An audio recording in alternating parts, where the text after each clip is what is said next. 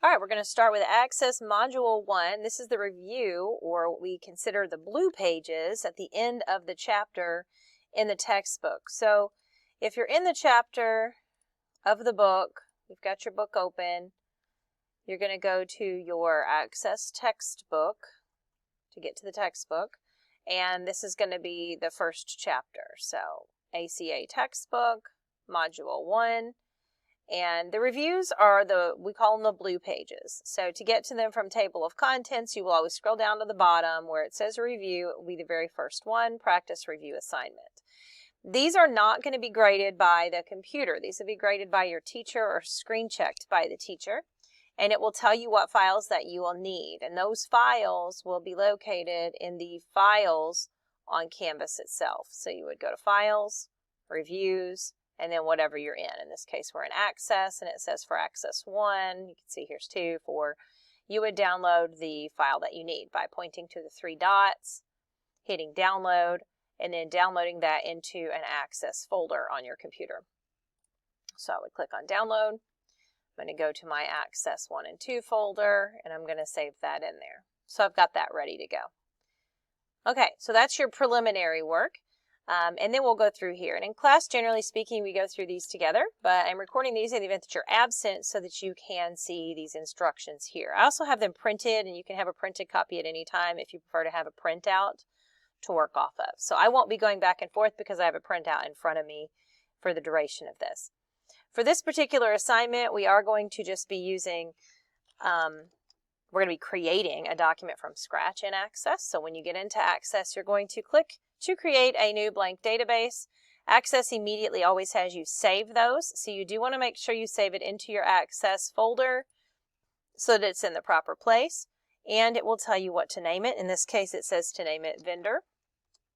You're going to hit OK, and you're going to hit Create, and then we are opening up Access. And Access automatically opens a blank table. And the default name for tables is Table 1 until you name it. Over here, let's just look at the window. Up here at the top is what we call the Quick Access toolbar. It gives you quick access to the Save feature, Undo, that sort of thing. This little thing here is what we call the Shutter Bar Open Close. And that Shutter Bar opens and closes what we call the navigation pane. So make sure you're familiar with what those are. This view of this table is what we call data sheet view. It kind of looks like a spreadsheet. So if we were in Excel, it would look something like that. When you start a brand new table, Access automatically gives it a field called ID. That ID field, which you see here says the word new, is an auto number field. So when I click here on this, if you go up here to the top in Table Tools and Fields, it says it's an auto number, which means I can't type anything in this box. If I try to, it'll beep at me and tell me no thanks. So that's the ID field. And then if you're going to add fields to this table, you would click here to add. You would choose what type of field it is. That's important because you do have to identify, you have to name the field, and you have to tell the data type for the field, and then you would be able to give it whatever name you have to give it. So that's basically the gist of how you get started there. There's also an add and delete field. So instead of clicking to add, you could come here to this little section and choose the field type or the data type from there as well. Okay, so starting off in Data Sheet View, it says Begin Creating a Table, and we're going to rename the default ID primary key field to Supplier ID. So this primary key field, which is the unique field, is going to be, we're going to double click it to rename it, called Supplier ID. We hit Enter, it automatically tries to go to the next one. Now it does say we need to change the data type here of this Supplier ID field. So it does not want it to be an auto number field. Instead, it wants to be a short text field. So now we can type in here if we wanted to. Okay, then instruction 3 in this review tells you to add the following 10 fields to the new table in the order, and they're all short text fields except for initial contact. And initial contact will be a date time field. So you would click to add, and you would choose short text for every one of these, and you would type them in. So company, click to add, short text. I'm just using my arrow keys. I'm hitting enter, I'm hitting down, I'm hitting enter to choose short text. City, enter, down. State, enter, down. Zip, enter, down. Yes, they do zip as a text. phone, enter down, oops, I just went crazy here, cancel. Anytime you mess up, either hit escape or hit cancel. So this is going to be a short text, contact first, enter, short text, contact, not contract, contact last, enter, and then that initial contact is going to be a date. So this time we'll go down to date time, initial contact. And there we go. Okay. It says resize the columns as necessary so that complete field names are visible. So that's where it's just like in Excel. You're going to double click to the right edge of the fields and they'll stretch themselves out to auto fit so the complete field names are displayed. You really don't have to do any of them other than these ones that we added that were cut off. Okay, and then at that point we have to save this. And to save it, you could hit the save button in the corner. I get into the habit of saving it from the tab. So where it says Table 1, the default name, you're just going to right click and hit save, and then instead of Table 1, you'll call it Supplier, hit OK, and now it is saved. And if we right click now, we can close that table. Notice here in this navigation pane now, we see the supplier table. This navigation pane sorts the objects. These are called objects. It sorts the objects by type. The only type we have in here so far is tables. It's called supplier, so you see that listed in there. Okay, instruction 5 has us to go into design view. So we're going to be creating a table, but instead of creating it the blank way, which is how the last one technically was put there, we're going to create it in design view. This is the little protractor icon. When you click design view, instead of showing up and looking like a spreadsheet, it's basically a column for field name, a column for the data type, and a column for an optional description. So the second table is going to be 3 short text fields, and each of them are going to be called product ID, and you can tab to get from one to the next, supplier ID, and product name. They use what's called the camel case, where it's like capital letter, no space, next capital letter, no space between these. So make sure that you do capitalize those correctly. All right, it says to make product ID the primary key. And so we're going to click on this row and there's a little key icon. And again, the primary key is the unique field. So like for, Missouri driver's license, for instance, you have some sort of an ID number. Or for school, you have an ID number that identifies you. Well, that's what the primary key field is all about. So product ID, I'm going to type, it says to put primary key as the description. Now, if ever in the book it tells you to make primary key the description for something, it's also telling you to make it the actual primary key. Okay, now on this one, they're also going to have us to put supplier ID as a foreign key. And don't worry about that just yet, but this basically means we will be connecting this to another table that's not made yet, and this will become the foreign key for that table. Well, actually, we're going to connect it to this supplier table that we already made, but supplier ID was the primary key in the supplier table, and we're going to pull it and connect it to this table. Okay, then they have us to add a field called price to the table, so price. And it's going to be currency. So I'm just going to press CU and it pops up, and then I can hit tab and it accepts currency here. And then it says add the following 2 fields to the table in the order shown. Temp control, and it's a yes, no. And sterile, and it's a yes, no. So that's pretty much that. Finally, it has us add one more field called units to the table. And that's going to be a number data type. Okay, finally save the table as product. So again, right click in the tab and save product. Hit OK. Now we will see it over in the navigation pane. We can see them both. Now if for some reason you mess up, let's say you named it product and you spelt it wrong, like you put a K in there or something. You cannot rename it over here while it's open. As a matter of fact, Access is real cranky about you pretty much renaming or doing anything when multiple things are open. So if you needed to rename, you would rename from over here, and you want to make sure the object itself is indeed closed. So don't have those open whenever you're doing that. Okay. Now they're going to have us to use the navigation pane and open up the supplier table. That's the one that we created first off. We've got all the fields in there. Then they're going to have you to enter the records shown in figure 1-39. I'm actually going to pause so you don't watch me enter those, but you would use figure 1-39 and enter in all of the fields, the field values that are shown in here. Now, if they show them on multiple lines, you will not enter them on multiple lines. So, like one of them says ABC Pharmaceuticals and it goes on a second line, yours won't. It just doesn't fit in the book on the page without putting it on multiple lines. Well, I interrupt this because I forgot a field, so hopefully you were actually looking at your book as you were going. There was a category field that went between company and address. So this gives me a good opportunity to show you how do we put that in there if we forgot it. So that design view that we were in before, we could switch to it and add it here. So I could click here on address. I could insert a row here, and then I could add it. Or from data sheet view, I could kind of do the same thing. I'm going to go to the contextual menu. That's the menu that changes based on what we're in. I'm in a table, so I see the fields and the table menu. So I could insert that here. So I just go to short text, make sure I'm on this column. Oops, actually, I need to kind of be in the other column, but that's okay. Let me show you how you can move it around. You just click off of the field, click on the top, pick it up, and drag it. So there we go. Now it's supplier ID, company. This one needs to be called category. And there we go. So that's how you add a field. If you mess up and need to delete a field, same situation, you can right click and delete the field or use the button up here from the contextual menu that goes along with that. Okay, I have now typed in all of these.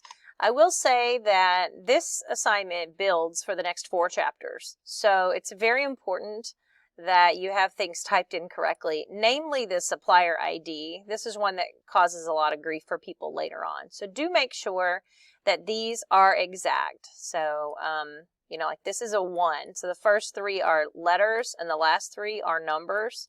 So, you know, if there's not 1, but if there was an O, it could only be in the first half, and if it could only be a 0 in the second half of these. All right, so right click and save to save your table once you have everything in there. And then, let's see, they have us to, it looks like we're going to import some information. It doesn't say to close this table, but we're going to. All right, I'm going to go ahead and close this table for just a second. Close. All right, it says Donna created a database named Support AC1 Company that contains a business table with supplier data. The supplier table you created has the same design as the business table, so our table that we just made.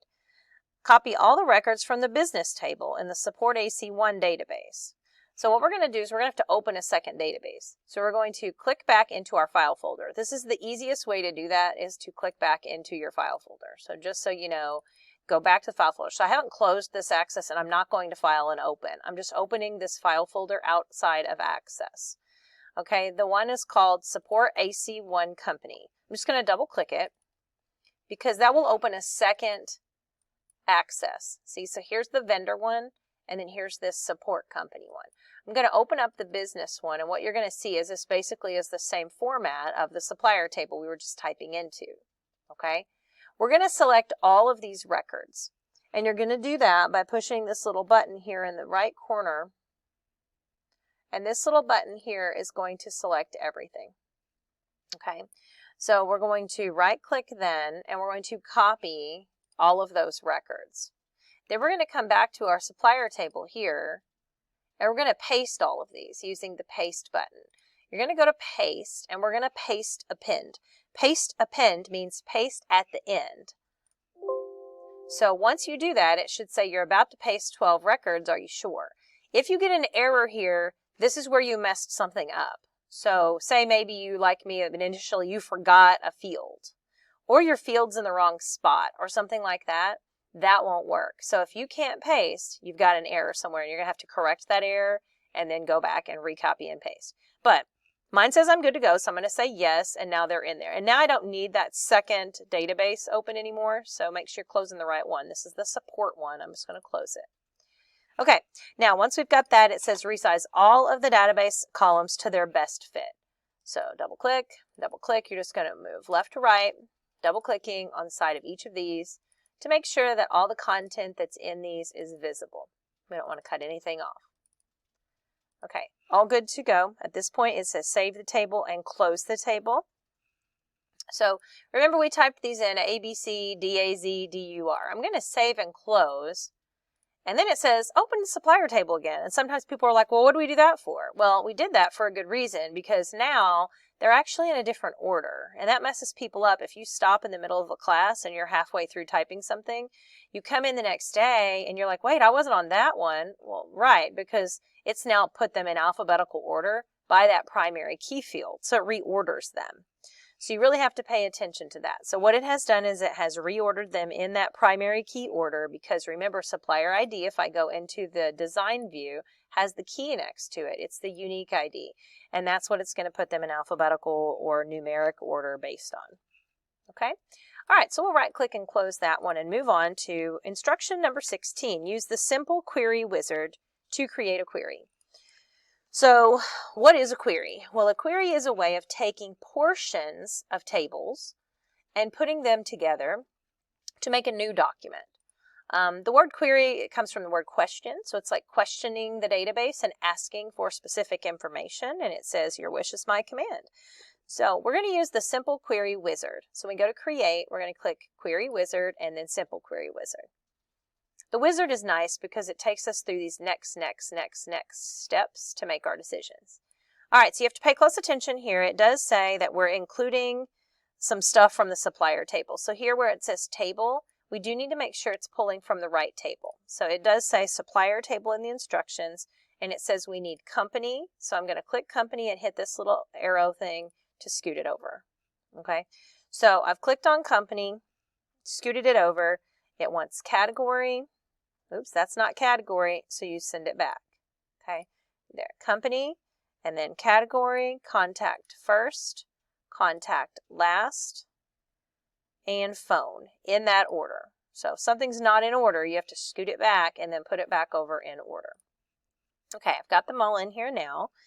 That's it. We're just going to hit next, and then we would give it a name. And in this case, it tells us to call it supplier list. And then we're going to open it up. We have finished, and we take a look. And so this pulled this information from that table, but we're only seeing the parts that we want to see. All right, that's it. Now later on, we'll use these queries, and we could say, like, just give us the ones that say equipment in this column, and it would only give us the equipment ones. But that's not yet. Okay, next is to create a form. So a form is another database object, and a form is used to put information into the table. So the tables are the building blocks of a database. Everything is stored in a table. And you can go in and just type stuff straight into the table like this. But when you go to the doctor's office, you know, they don't open their whole system up and you can see everybody's names when they're typing your record in. They bring up a form and they basically fill out all of your stuff. So we can create a form that way in Access by using the form wizard. Again, you got to pay attention to what table you're making an entry form for. They're going to have us create one for the supplier table using all of the fields. So we hit the bottom one to scoot every single field over. Then they'll tell you to use the columnar layout, and then they'll give you a name. In this case, it's supplier info.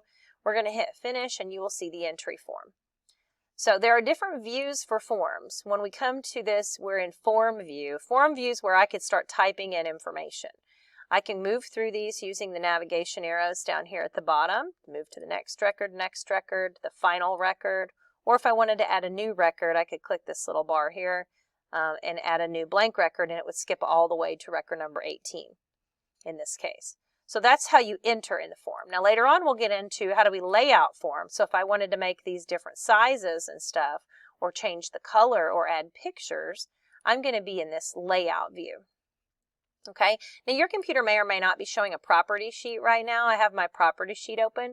This is even more ways that we can decorate up this form. So this property sheet lets me do things like change fonts and text alignments, and there's places up here that do that also under format. We're just not getting into those details in this first unit. Okay, and then there's design view, which is the really fancy way to work on these forms. Okay, so you access all that from the home tab in the corner here. I'm going to go back to form view. And then it says just close it. So save, close. All right, lastly, number 18 is to use the report wizard. So now we have 3 different categories of objects. We have tables, we have queries, and we have forms. So those are 3 of the 4 main ones. The 4th one is a report. So if my boss came to me and said, hey, I need a list of people, can you print that off? Well, I could do that here, but if all you really needed was this list of these people, first off, it's not very pretty, right? If I go here and I preview this, this is what it looks like. Matter of fact, it doesn't even all fit on one page. If I go here, there's the rest of them, right? So I'd have to go in and make it landscape, and even then, it still doesn't show all my fields. So what a report is going to let me do, so let me close out of this table view, is I can create a report based on a table or based on a query. So if I did a query and said, hey, just give me the contact first and last names, I can make a report based on that query. But a report is just a nicer way to look at the data in a database. Whether that data comes from a table or a query, that's up to you when you create that report. Okay, so I'm going to close all of these and go to create, and we're going to use the report wizard. Now you can create all of these things by just using the simple button. So like there's a form button. If I'm clicked on product and I click form, it'll just randomly make me a form for it. And it puts me in that layout view where I can start working on it. Okay, and same thing for report. You can use the report tool to do the same thing. And we started with the table tool. It was basic and it was set up in there. But for this unit, we're actually introducing you to all these little wizards because they just make life easier. So I'm going to go to the wizard here and create a report based on the supplier table. So make sure, again, I'm choosing the proper supplier table because, again, I could choose a query, right? So you have to make sure you're choosing the right one. So I'm choosing the supplier table. I'm using supplier ID. I want company. And I want the phone. And they go in that order, and then we go to next. And then we have the option to group them. So these wouldn't make a lot of sense to group on, but like if I had a list of students, I might group them on grade. And so it would put like a little 9 here, and then all the 9th graders, and then a little 10, and then all the 10th graders. It didn't ask us to group anything, so we won't group. Then it says, are we going to sort them? And so here they're going to have us to sort them in supplier ID order. So they'll be in that number order. Ascending means A to Z. Descending would be backwards. But ascending, if they just tell you normal sort or sort alphabetically, it always means ascending. It's just your normal sort. Okay, I'm going to hit next. And it says use a tabular layout. And then it says nothing about the orientation, so you would leave alone as portrait. But if it indicated that it needed to be turned sideways, you would choose landscape. All right, so I'm going to go ahead and hit next, and then it asks you for the title. In this case, it says to save the report as supplier details. And we're going to take a look at it. And then this is much prettier than looking at this table here, right? Plus, it only has the 3 fields that we need. Again, you can make this nicer. You can change the fonts. You can change the colors. You can do lots of other things in here. We're just not getting to that in this particular part of the unit. But this is what it looks like. Notice this showed up in print preview. So right here where it says close print preview, as soon as you make that report with the report wizard, it goes into a preview mode. And if you click close print preview, it puts you in the weird other view here. That's the design view. Okay. It has a layout view also, or it has a view where you can just look at it as a report, kind of the screen view if you would, and then there it is. Okay, and we'll get into that in more detail as we get into the additional units. Finally, it just says to close the supplier report and all of that good stuff. And then at this point, we're ready to compact and repair. So your book always has you to compact and repair your database. So when you click on File, this takes you to what's called the Backstage view. It's that way in all of the Microsoft programs. And it says here, compact and repair. It says it helps prevent and correct database files by using compact and repair. So when we click this, it's kind of weird. It doesn't really do anything. Like you click it and it goes like that. And you're like, oh, okay, what happened? Well, all it did is it made sure everything was closed. It compacted it. It searched for any errors. And if it had any errors that might cause it to not want to open next time, it tries to repair those errors. So that's basically what that's all about. So we have compacted and repaired this database. You can also back up a database. They don't have us to do that on this particular assignment, but to back up a database, you would go and you would save. You would file save as. But when you get to your save as, where you could give things other names, you have an option to back up the database. And that basically is just saving another copy of that database in the event something does go wrong with this one. If you had a database with 1,000 people in it, you probably need to keep a backup, right? That would be important. Anyway, that's basically it. That gets you to instruction 20. Close the vendor database, file close, and we're done.